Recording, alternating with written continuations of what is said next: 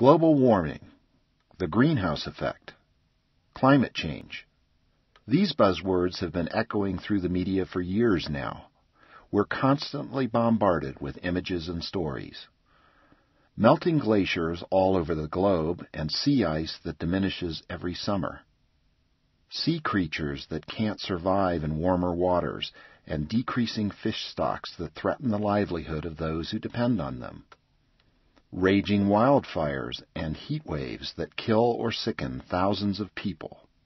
Changes in disease patterns that make humans more susceptible to serious illnesses. More devastating floods in some areas and longer droughts in others.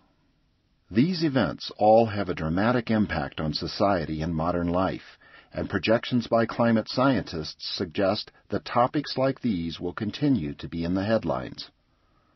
However, as with much of science news, there are often stories that seem contradictory and confusing.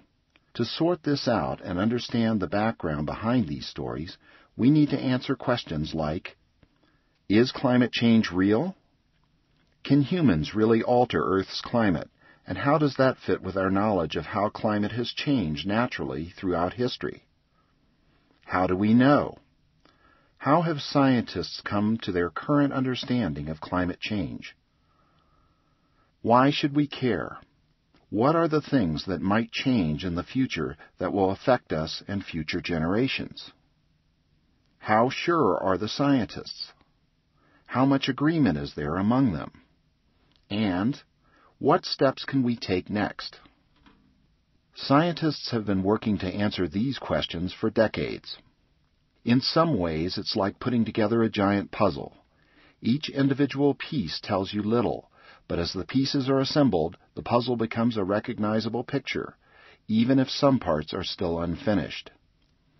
Today, most climate scientists agree that the puzzle pieces clearly show that human-induced climate change is happening.